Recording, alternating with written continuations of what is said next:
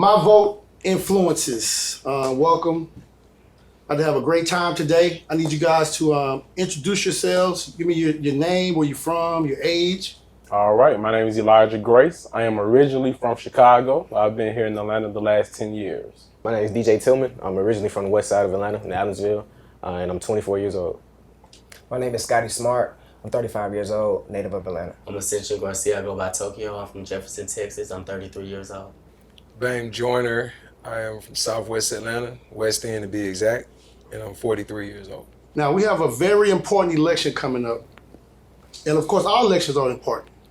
But this particular election, if you guys have really been paying attention, like Georgia is now just really like the big thing when it comes to the elections. You can see how much money's being spent on seats that pay $50,000 to $150,000 a year. They're spending millions and millions of dollars to get people elected into these positions. And I want to just go around the room and have you guys just give me, from your personal insight, just a little vision of what you see happening with the election from a young man's point of view. This is a critical year, definitely, in Georgia, not only in Georgia, but across the nation for elections for the young people. We have an opportunity for us to change the political aspect in Georgia and be able to have people who reflects the needs of our people, our family, and our communities. Yeah, I can agree. I can piggyback on that. And definitely, I remember it starting with John Ossoff's campaign when he ran for Congress out here. If I'm not mistaken, that was one of the most funded congressional campaigns in history. You know what I'm saying? Like you said, for a seat that pays, a little over six figures minimum, then you can see the impact of how it is to get the young vote out here in Georgia especially, and the impact of, people of color vote when they organize and get together. It really shows the impact with the funding numbers. I think with this election, we're getting more voter education. We're starting to know more about the process. I think this being a local election, most of the times, most people aren't educated past the federal elections. We get caught up on who the president is and don't fall into who can make change in our communities. So I think this election puts emphasis on the senators, the community, the county commissioners, the agriculture commissioners, the labor commissioners, people in our communities that we can really see in our neighborhoods and really have impact in our community. I kind of piggyback off that too, but at the same time, I'm also concerned about who I don't see in my neighborhood. With all of the political agendas that's going on, it's kind of hard to weigh like who is influencing us too. Everybody does influence us, but at the same time, it's kind of confusing to see which dynamic is going to be for me this time. But this voting is definitely going to be serious this year. It's different. It's a different vibe and a different energy in the city right now.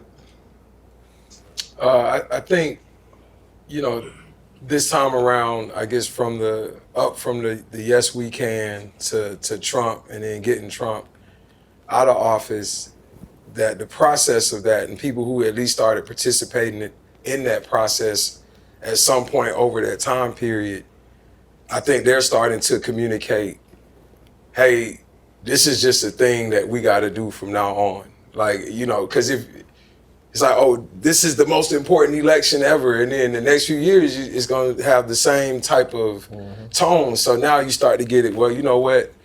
This is just something. This is just what it's going to be. It's a new wave. Yeah, that's just what it is. You know what I'm saying? It's a new wave of politics. It just is. To segue from that, being a young black man and being a part of this whole process in Georgia, from a young man's perspective, how do you feel that other young men as a whole in our city or in our state are embracing the voter process?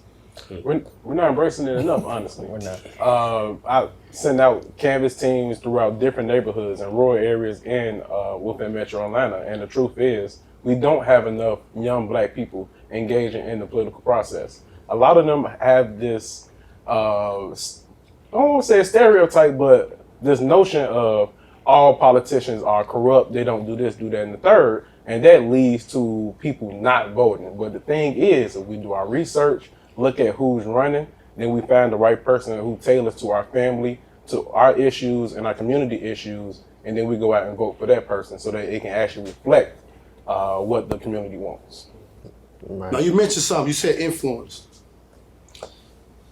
Now, I'm a young black man from the city of Atlanta, or from the state of Georgia. I don't like to read. I get all my information from social media. I get all my information from he said, she said. How do we change the stereotype of young men in that we see from on a day-to-day basis? Now, when it comes to young men in our community, the influence side of things, do we do the research on candidates? Do we use our social media influence? Do we read? It's like I think there's a big disconnect on how we receive information and where we get our information from. Our valid information. That's definitely true. And one thing about social media, everyone loves it, but it's opinionated. You know what I mean? It's pretty much sharing people's opinions. I would definitely say go to the candidate's website to do research on what their platform is. I also would task us as black men as well, going to our people saying, hey, these candidates are running, the election is here. We can go here to find your ballot so that you can know who is running, so that we can do research, our own independent research. From there, we make the decision as to who's the best person to represent our family and our community. I would agree to that too as well, as far as the influence as well. But as far as our generation, you know, we lack a lot of patience too. You know what I'm saying? What I mean by that is we can pay our bills with a click of a button. We can see what our friends are doing across states at the click of a button. You know what I'm saying? The beauty and curse when it comes to social media is it decreases our patience. And so we have to understand that change is slow. You know, example is like the Montgomery bus boycott. You know, that's a small example for a big point. That lasted 385 days, right? A whole year and a month and a half to influence change. It wasn't a year of, you know, just voting. You know, they didn't even have voting rights back then, right? So they had to do something with their organization, their power of organization. And so it does increase our communication as far as the influence with social media, but it decreases our patience level, right? Because we're used to seeing effective change right away. So, I mean, for me, I think the social media thing is like kind of confusing to a lot of us too.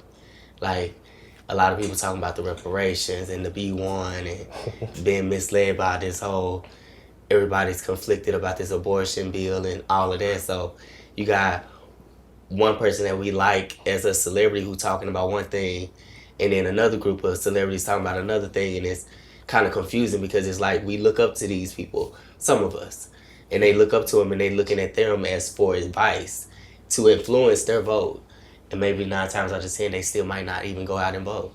So yeah, this social media is definitely a conflicting influence. I think we put too much on celebrity influence. I think celebrity influence are not leaders at all times. They're not educated in position of politics.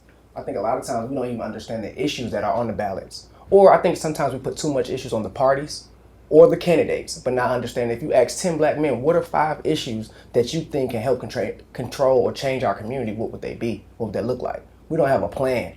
We don't have an agenda. We don't know what our issues are. So I think once you remove the candidates and remove the parties, but say, hey, I'm for legalizing marijuana. I'm against the abortion laws. I'm for raising the minimum wage in Georgia. Most people don't know the minimum wage in Georgia is $5.15.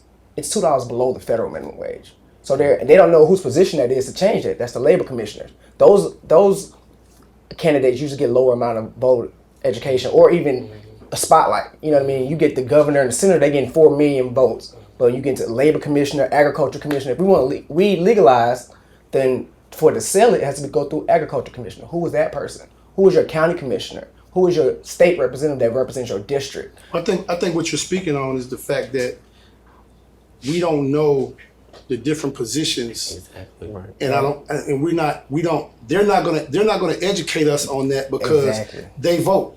Exactly. So as long as they vote and they know, they can control the narrative and control the position. But are you saying that social media, that we should be sharing, could we be sharing that information? No, through man, social we just media? want to see some ass and titties, man. Right. We're more in tune with entertainment than education. Yeah. Who got their body done? Yeah. You know what I'm saying? Who got the new whip? Like when social media first crunk up and really got big, I made this statement on a few platforms, and you really look at the overall landscape of it and how we use it as a whole, because most of our educated people and most of our professional people that are really getting to the bag, they don't post, but they criticize what's being sensationalized. So at the same time, if you don't post your achievements, your struggle, what you go through on a day-to-day basis, you can't criticize Shaniqua for showing her ass because you're not showing us nothing. Well, that's where. So, but hold on, bad, go ahead. And I made this statement on a few platforms before.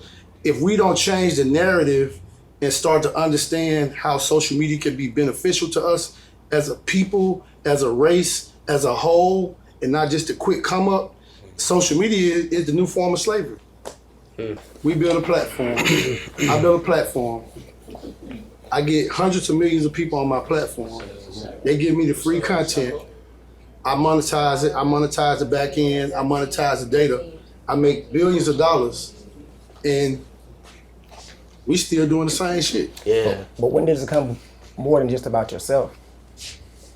So we have to have more of a we mindset and what's best for us. Most of the things we do on social media on our platforms are just good for us as individuals, and we don't hold ourselves accountable to putting out information that could help others. But That's how people feel about this whole voting situation. Exactly. Like, the political people are for themselves. It's not even for us. Right. They shock and jive with us, get our votes, but then at the end of disappear. the day, yeah. So going back to what you just said, I mean, like, it's common sense, but it's not common sense because everybody's not paying attention to what's going on. Right. You take Donald Trump, he runs for president. Allegedly, he's worth $5, $6, $7 billion. You running for an office that pay $450. Power. So it's all about the power. So is it about the power? Is it about the money? What is it truly about? I think when you look at politics, you have to understand the ability to unify people. Is what it's about. It's about having a group of people, a certain amount of votes. That's what it's supposed to be about. Right. Yeah. But really what it's about is, if I'm a planning and development person, I want to get in office so I can control what's going on, what's being built, who's getting contracts. If I'm George Bush, I'm concerned with the oil prices. I'm concerned with the oil business because my family's in the oil business. So that's my main focus. But where we get where we get lost at, we look at people that are in position or people that we pick to be our mentor that we don't even know, that we just look at from because they play sports or they made a record. We get lost in that because we haven't did the research to really find out what's really going on.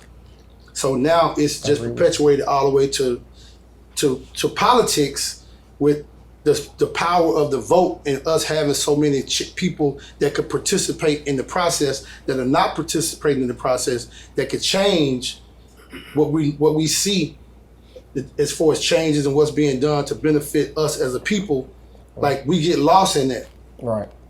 Because as a kid, I look up to whoever. I don't even know this person. But in most communities, they look up to Bam and Tory, who created Atlanta Influences Everything. They look up to you the county commissioner. They look up to you own the dry cleaners in the neighborhood. They look up to you own the used car dealership in the neighborhood. We got away from that because we sensationalize celebrities so much. And the system understands that we do that, and by us doing that, it just deletes a whole wave of us being on track to really understand what life, politics, family, and everything is really all about. Because everybody's looking for this come up. Everybody wants to be this person, but they don't understand to be that person. It's just all in your passion and putting your heart into what your passion is and letting it evolve. Now, when it comes to the system, as a young black man, how important is your vote? Oh, go ahead. I think it's the most important, right? But I think you have to understand how it relates to you and have an impact on your day-to-day life. So when you don't have anything that it relates to you, it's like, for what? You've been told to show up and vote, go vote for so long, and you're not seeing anything from it. So you're like, why should I be a part of it? But also when you look at numbers and statistics, so there's a statistic that says there's over 1 million black men that's registered to vote in the state of Georgia. In the last 6 elections, 460,000 of them have not shown up, with elections that have been won by less than 460,000 votes. Yeah, like 53%. So, and then you had the presidential election that was decided by only 12,000 votes. But we have to be able to get away from just Joe Biden. We have to understand, like I said, how it relates to your community and what you want to see change. So I think once we get to understanding what issues we need addressed and how we can select candidates that are for our issues, not just fall in line with what a celebrity standing next to, then we get to the point of an educated decision and understand the impact of how much we can have on our own vote. Yeah, we complain about the police, we complain about the judges, we complain about going to court. Everything. And all these officials that are voted in. Exactly. But you don't vote. Yeah. But you're But you gotta affected by record the this system. Yeah. You are affected by the system, but you don't know how the system works at all. Exactly. No, I think this is. I mean, I'm 43, man. So it's just interesting, and I really love to hear just another opinion from a younger group of folks. It's like this. I'm in this weird age group, so I guess the tail end of Gen X. So a lot of my peers, they are professional. They are who Greg is talking about, somewhere between 43 and 53. That's the professional who might not be posting. And a lot of my age group, our parents took us in Atlanta anyway to vote with them. We didn't get a lot of understanding of the history of the Democratic Party and why certain things are the way they are, but we were taught to vote. It's just something that you do.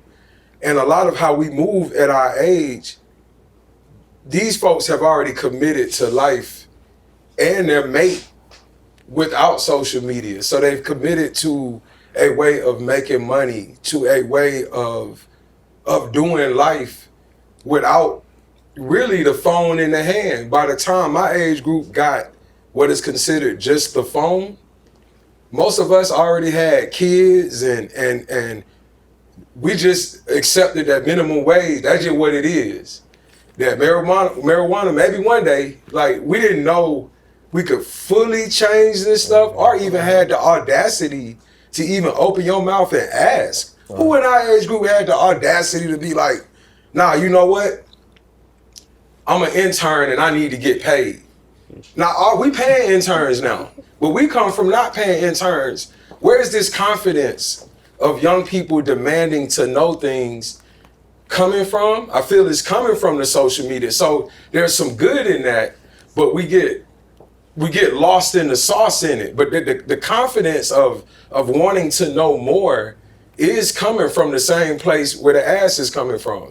It's just depending on, But see, like, It's all in there. it's the knowledge and information, and not to get off track. No, go ahead. There's a reason why people get paid to be interns now. It's legally and it's responsibilities and liabilities. That's why interns get paid. You know what I'm saying? It's easy to get a lawsuit because you did some paperwork. You're not even on the payroll. Now we got a $100 million lawsuit because something you did, you're not even an employee of the company. So that's another whole story. And it just really gets deep into us understanding everything everything that's put in front of us, that we really understand the magnitude of how it affects us on a day-to-day basis. Like, for example, the whole sexism thing that's going on with this election, with the abortions and the females and just the whole, like, these narratives are just crazy. Like, how do you guys as young men feel about, or what are you receiving from this whole message? Because it's a play. Here's a play. It just came up during election time. It just happened to fall out the sky a few months before election time, that Roe versus Wade and whoop-de this and whoop-de that, and I'm against it, I'm not. And there's what do you guys, what are your perspectives of the agenda?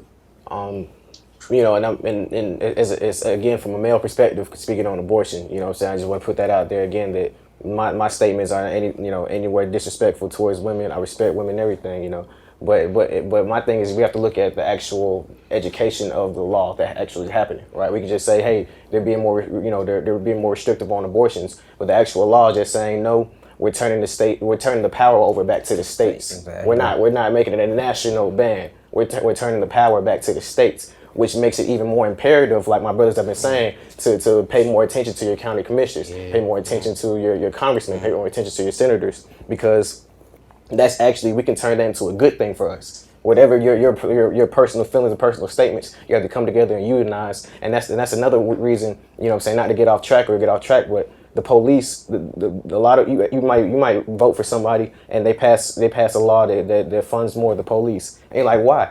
Well, it's because the police unionize and they vote. You're not gonna miss out on 80% of that vote. That's a whole lot of votes right there in that union. Black people and our people have the same type of power to come together and unionize and have that power to vote and influence decisions. When you look at it, like you said, we don't think we have the audacity to change the law such big, like we paying the interns. It's the same thing. When you're voting and you come up to those polls, you got to look at it like you the boss.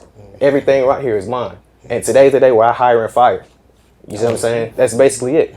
And if how me you and gotta my look at it. homeboys collaborate and we step up to the plate of the team, Right. we got power. We got hire power. fire. We hire fire, and I'm glad we pivoted on the abortion law, because that's the same thing. Everybody looks at social media and says ban on abortion, ban on abortion. They're not thinking that they think that's a national thing. They don't think that they just turn that power back to the states and to the people for me to decide if that's how I want my people and my neighbors and my neighborhood to handle itself when it comes to a circumstance like that. Yeah, they missed the underline. I think it piggybacks on what you're saying about education and the difference between federal laws and state laws. And I think a lot of the laws, what we just experienced, even with the marijuana thing with Joe Biden did last week, it's actually putting more pressure on the state elections that are coming up. So it's putting more emphasis on us to learn right now, because now your individual state is highlighted. Like when we went through the coronavirus situation, it wasn't Joe Biden that shut the state down. It was Kemp who made that decision. It's a state. A state has a lot more power over your individual everyday life. Local government makes the real changes in the community. In the current stages of politics, how you guys feel as far as the whole sexism narrative unfolds into this election, just other elections in the past? You saw how Hillary Clinton was treated when she ran in the election with Trump. And you see just how females are treated in elections, like even the mayors of Atlanta. If you could kind of see a difference in the treatment of the females versus the males. Any opinion?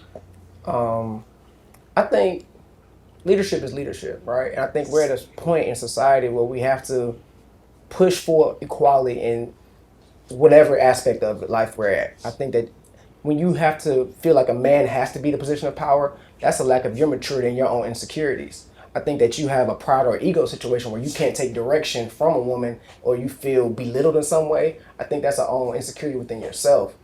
So I think you have to address your own pride and ego before you even attach that to leadership. Because I think that a lot of people with influence, or a lot of people that get those positions, aren't true leaders because they're selfish, or how they think. They don't involve everyone in the decision-making process. So if your mind is so small that you can't see a woman as leading the conversation, then how can you build community around you? I mean, for me, like, to be honest, I feel like looking at my black mother, I think about how strong she is. I think about how she buried me and my brothers and my sisters. A woman has a sense of authority because she can bear. We as guys, we really don't know what it means to bear something like that, to carry something. And I feel like it's a mindset that we have been groomed to know, like, women can't do certain things, but they can. To know that this woman can bear a child and go through all those pains and these emotions, like, I can trust her judgment. It's just the fact that we are thinking about, oh, the black woman is always upset or something like that, but it's power that comes with that upset. Like, it's a strength that a black woman has that comes with that. I can't speak about another race because I don't know that. But as far as, like, we can be specific thinking about Stacey Abrams in this aspect, I would hope that she's going to give us what we know what a black woman can be and what sexism is, in a sense of what authority looks like as a black woman for us as a state, and will she be able to bear us on her back and really do it for us as a community. That's just my opinion. So at 43, again, You still 43? You still ain't had a birthday yet? I have to for 2 Go years. ahead, go with this 43. You know, like You 44. yeah, that's next. That I have. It was never. We never thought about it per se, and maybe that's because many women didn't run when I was younger. Shirley Franklin was the first, like, female mayor of Atlanta, but it was like, okay, you know what I'm saying. And I had my homeboy's grandfather. Now again, you do the age, so he older. He really was sexist And now and what it was against the president. So he didn't say about a mayor, but he said when it's that time, let's just say we going to war, and it's that time of the month, and you got that button right there for the nukes. I'll never forget this man said this. You got that button for the nukes, and she cramping, and she got an attitude. She finna press that button. I said, man, well, I couldn't say nothing because he was old. I just held my tongue, but I'm like, I never forget that he said he equated decision making at that high level of office to menstruation cramps affecting the decision of the free world. So he called it. I mean, And I thought it was a reach. You know what I'm saying? Yeah. I just don't think we ever cared that much. He was really reaching because in 2022, you know, with everything going on in our community, how it works is we got more men cramping than that's what I was just about to say. Like, for real, bro.